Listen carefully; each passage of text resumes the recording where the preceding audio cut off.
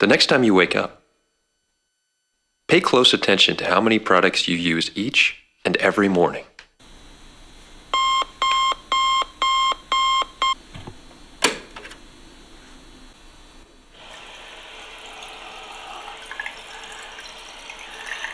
Do you know what's in that stuff? Do you know what goes into making it? Who makes it? How much it goes through before it gets into your hands?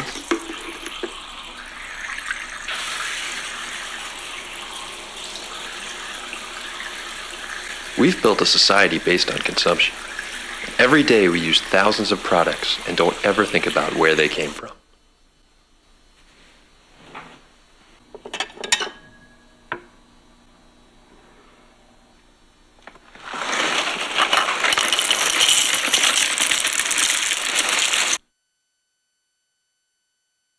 But there's a new breed of consumer, the green consumer.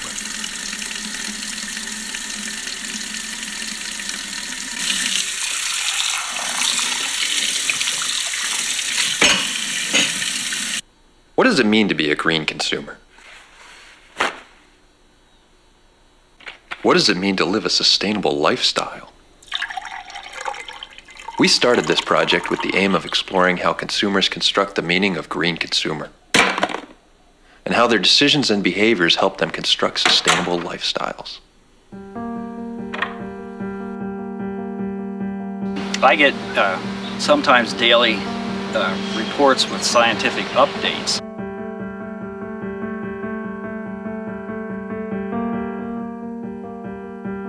Yeah, the news keeps getting worse and worse and worse and worse. And if you want to know the truth, I don't think the human race has got more than about 50 years. That's how dire things are.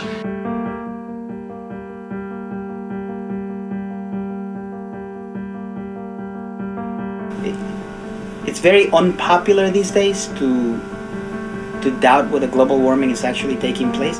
And so it's really a very depressing thing to deal with day in and day out and read these reports and know this stuff, and especially know that it's really hard to communicate to people. Population experts estimate that it took from the beginning of time until around 1830 for the human population to reach 1 billion people. Then we reached 2 million, or 2 billion, around 1930, only 100 years later. Then we reached 3 billion in 1960, and 4 billion in 1975, and 5 billion in 1987, and 6 billion in 1999, and we're practically at 7 billion now. This has never happened before in the history of the planet. But I think it's just unconscionable to suspect that we might be the cause and not do something about it. Even if it's just a slight suspicion that, you know, maybe we are the cause of global warming. Even if that's all anybody thinks. I think it's unconscionable not to do something about it, because the truth is, what's the harm?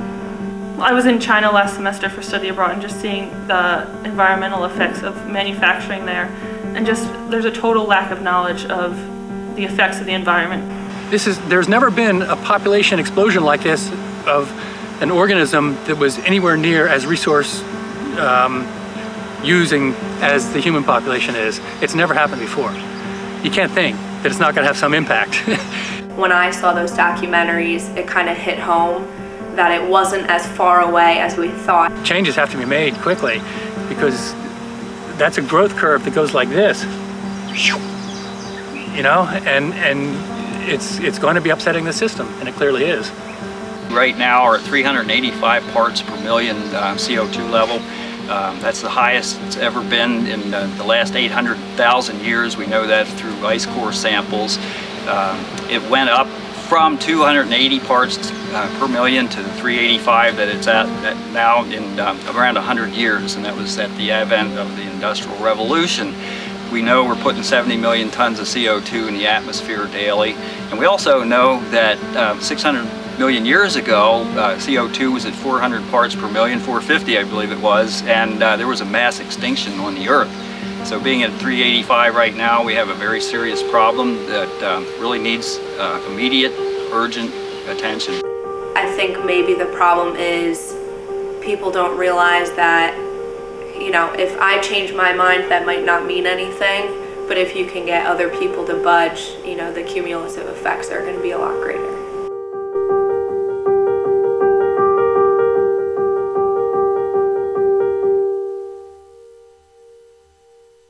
Let me put it this way. When I think of sustainability, if we maybe just break up the word sustain and ability. So how much longer are we able to maintain our lifestyle?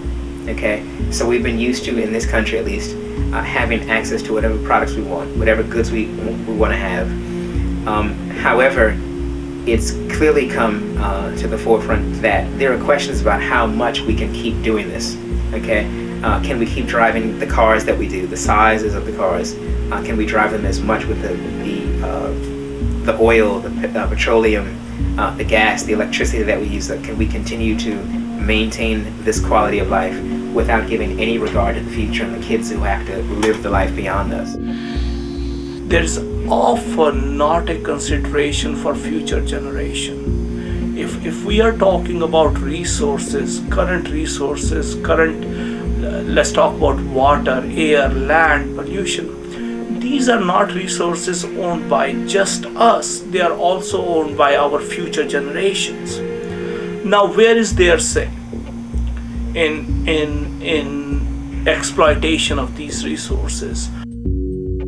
Like I say, it's never happened before. It's happening now. It's happening in our lifetimes and little children's lifetimes. You guys have to deal with it. You know, my generation's been goofing around and not really dealing with it very effectively.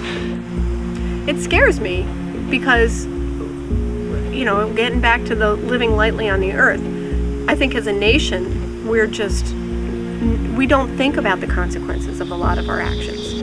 When you see what the world is like out there, it's a lot different than back here in suburban USA. You really get this feeling that we, the human species, are much closer to the edge than most Americans are willing to admit or even can imagine. We as a human species are really on the verge, you know, and if we don't start doing things, we the human species are going to be hugely disrupted. The earth is not our main focus in a lot of our decisions, whether it's the food chain or how we prepare food, how we buy food, where we buy our food, how that food is created. They're all the way down the line. There are implications that will contribute to global warming. We have up to this time kind of consumed so much. We've effectively kind of been spending money we don't have. We've been spending energy that we really haven't replenished. We've been using up raw materials and resources from the planet that we really have had no model for putting back into or maintaining for the future. So we've been kind of consuming without abandon. And so my concern is that at some point in the future, you know, maybe we're not building the best future environment for our children or for our children's children. So again, if it were like deficit spending, we're spending a lot of our time and effort and energy on ourselves today so we can have what we want. We're still the right now culture. We've gotten a little bit better at it, but we're still pretty much the right now culture. We want what we want as much as we want when we want. And too many times that involves taking a lot of resources, okay, that probably take away from what future people will need. Who is going to come and say, you know what, it's not just about maximizing our utility, but it's actually about maximizing utility for future generations also.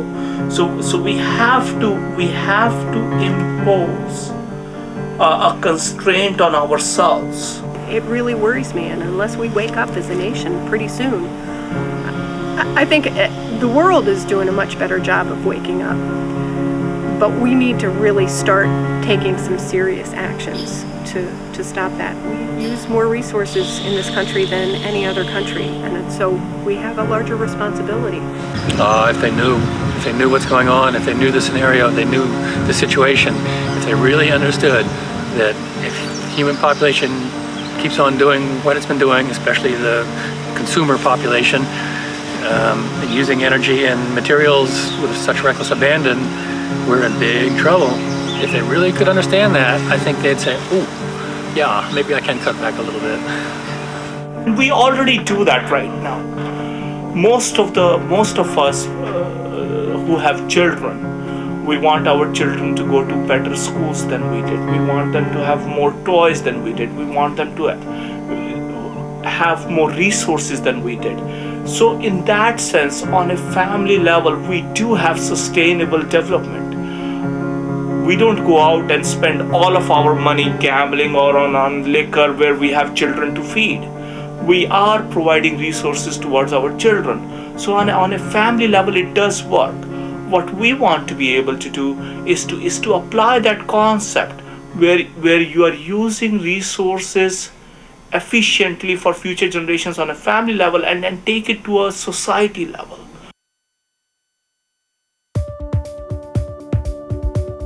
I think that, you know, people, you tend to seek out people who think the way you do, whether that's good or bad, but green meaning a lot of different things and having a lot of different subspaces to it. The nice thing about that is when someone comes to a circle, they might hear more about a different area of green. I think it makes me feel as if I'm part of a community of people that care about these things. You know, if one day I'm lucky enough to buy food from somebody I know personally, I'm going to appreciate that relationship, you know. And I think community is a good word to describe the way that the world or your environment should be thought as, because it's not just you living isolated in your own life, but it's you sharing the city, sharing the state, sharing the country with other people. I go to some meetings called Green Drinks meetings. They're an international organization that has local meetings that once a month usually at a bar. It's you buy yourself a drink, whatever type of drink you like, and you chat with however many people showed up to talk about green stuff. They might be people working in the space, they might be people just interested, or might be people interested in transitioning their work to that space. So when you think about like the people that live sustainable, yeah, it might be a smaller, tight-knit community, but I think everyone within that community thinks of the world and their entire environment as a community as whole, as that they like to change and help. So I think it's meaningful in the sense that you're understanding the relationships of when you stop using as much plastic and when you don't overconsume and when you don't just buy the cheapest thing, you know, at the store closest to you. I think you understand that things are connected more.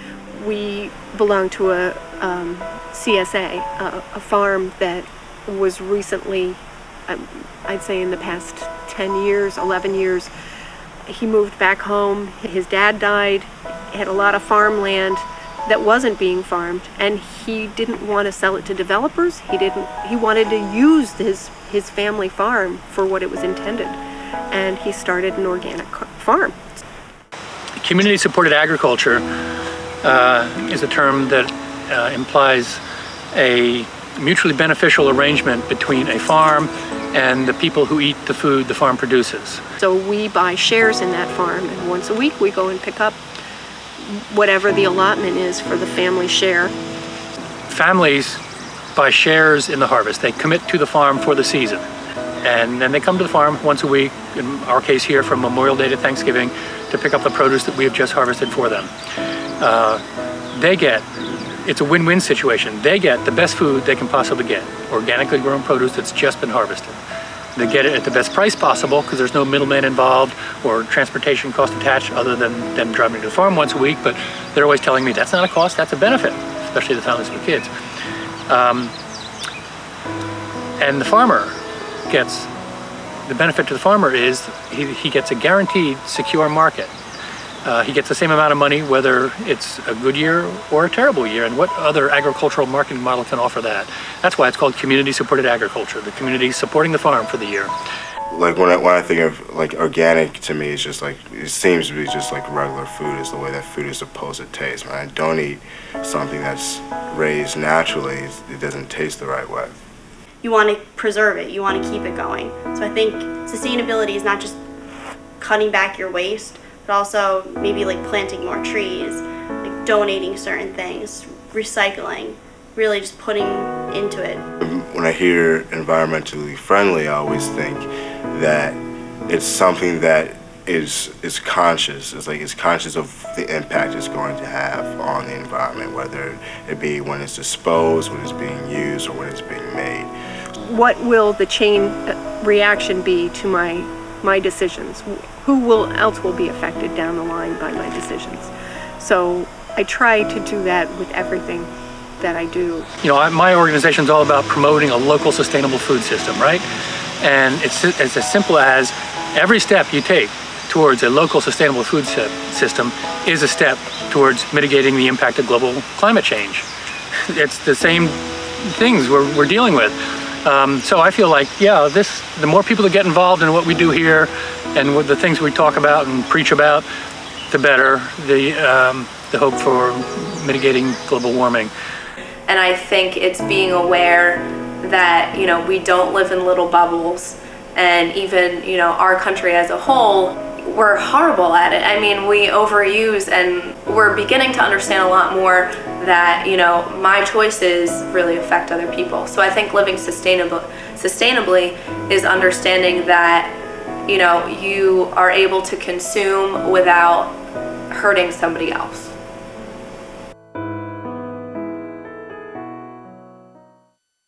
I think when you hear environmentally friendly, like if I'm shopping and I like see environmentally friendly cleaner, or like just any kind of product that's environmentally friendly, I just kind of take into the concept that they are like not being wasteful. As they start to dive into one area, they might learn about the other areas. They might learn that that also means friendly to my body, things that are low toxicity, low VOCs, cleaning products. I became aware of a website that the Environmental Working Group put out that rated personal care products in terms of what kind of ingredients are in them. When I have like a product that's environmentally friendly, I'm assuming that there are other like opposite products are more wasteful. There are some ingredients that are potential carcinogens and can have impacts on, you know, when they get into wastewater and things like that. Let's take deodorant for example. Like deodorant for men is there's a lot of like ads and things like that. But deodorant also has aluminum in it, which is bad for your skin. And I looked up the shampoo, a very, you know, common name brand baby shampoo. And they rate them on a scale of 0 to 10, 10 being the most hazardous, 0 being the least hazardous. And almost all of the baby shampoos on the market were 9 back then, 5 years ago. Once I looked at all natural deodorant and organic deodorant, I saw that I not only like the way that the product uses and the way it smells, but it also doesn't have all that negative impacts of all the way that other deodorants do. I buy more and more sustainable products, for the altruistic feel-good reasons like reducing my resource footprint, reducing the amount of paper and the amount of trees, etc. I use, but increasingly I'm also buying them because I'm understanding how unhealthy the alternatives are for myself and my family. Allergens, for potential carcinogenics, for hormone disruptors, you know, phthalates, the ingredients that have been banned in the UK, that we in the United States don't have to even declare when they're in a product. We can call it, fragrance. And then you don't have to say what's in the fragrance. Really, if I have 2 bottles in front of me that are for like glass cleaner or something like that, sometimes I will read the back and just kind of see which one has more to say about whatever the issues are. I went to natural food stores and found things that had the minimal amount of, or that rated lowest on that Environmental Working Group site. And then I thought, if I'm doing it for my baby, I might as well do it for the whole house. Lately, I gotta be honest, that it's making me a little skeptical just because of how many, it's just become such a huge marketing tool, it seems like. You have to just educate yourself more and more to find out what actually is environmentally friendly or organic. You know, see the word green or used in marketing and read on to say, okay, why? What is it that's making it green? Are they going after a healthy aspect? Are they going after reduced packaging? Are they going after reduced energy? What is it? You also have to keep your eye out for the ones that just kind of throw like the pop words in front of you and don't really mean too much towards their actual product. But the funny thing about people that are green-minded is they're, as I said before, they're generally a little bit more educated, and they're a lot more educated on green. So they're probably reading beyond the headline. Like, I look into it because I am aware that there's so much marketing going on that if something says it's green or it's more recyclable or earth friendly, you really have to look into it to if it's like a true statement or not. But if I look into it and see it's reputable and they're doing what they say they're doing, I'm more likely to buy it. Why don't you take my cup back? Why don't you take my sleeve back? Why don't you take my plastic back? Because I don't really want to throw this thing away. And when I'm done drinking your coffee or your hot chocolate or your tea, I don't have any place to put it. So maybe it's examples like that where the consumer says, well, okay, now that I've used your product, how can I bring it back? Because I want you to take it back. Taking it back would be the right thing to do. So how do you help me accomplish my goals as your customer? We do see a need for corporations to go above and beyond what the law mandates, what the regulation mandates. So how would a corporation do it? Well, we have to make it valuable for them to do it. One of the ways that we could do it is to become green consumer and green investor. What ends up happening in those cases, in order to satisfy the demand of a green consumer, in order to satisfy my demand, where I'm only going to buy organic, whereas able to satisfy my demand as an investor, I'm an investor who's not going to invest in companies which are going to pollute heavily. The corporations will respond. It is going to become in their vested interest to get more consumers, to get more investors, and it is going to become beneficial for them to engage in energy conscious, sustainable development activities to actually maximize their shareholder wealth. And I would like for us to, as a society, to generate that interest among people, for them to become aware of this issue, that they start holding up corporations at a different level.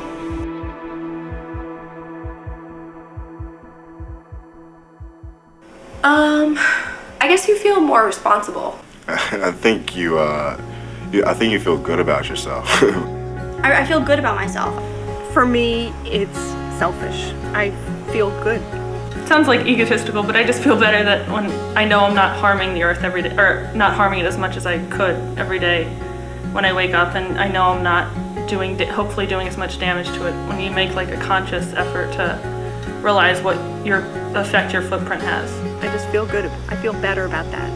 Like when I told you I bring trash home from vacations, it's because I feel guilty. I look at this stuff and I think, I really don't want it. I'll feel bad if I throw that out.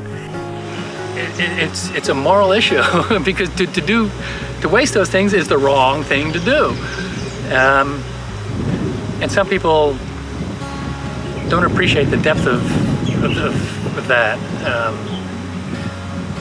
That if they want me to be like them, they're asking me to compromise myself according to my moral standards.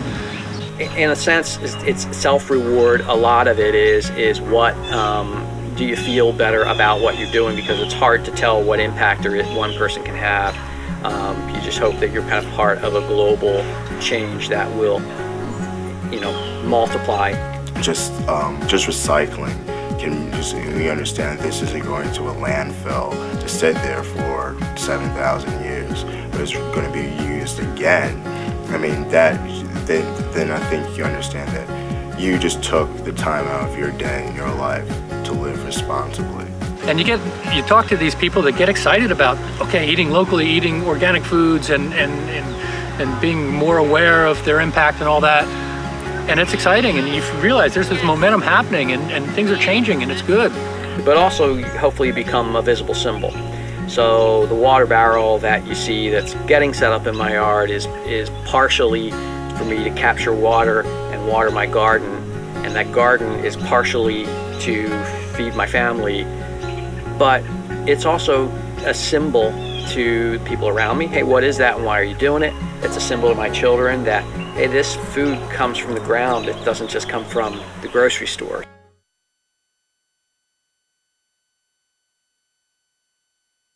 Green products can often be more expensive, but if we buy less of them, less products and less things filling up our lives, we can afford to buy the things that are better for the environment, that don't use as much packaging or maybe have better labor standards attached to them.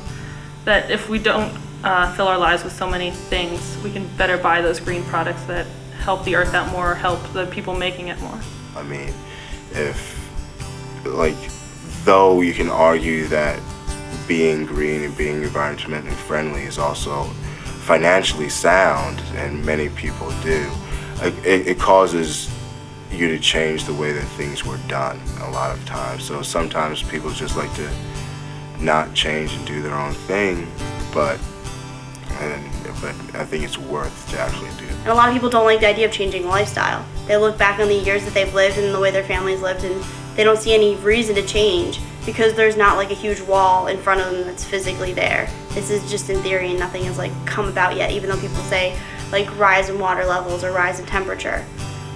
I just don't think people can fathom certain things, and they just are like frightened by the fact that they have to change. That's a big part of what my organization's all about, trying to tell people, if you eat food, you're involved in agriculture, and you share part of the responsibility for the direction in which our agricultural system has gone. And you, more than anything else, have the biggest part of the ability to bring change to that food system by you using your purchasing dollars, your consumer power, to bring change to the food system.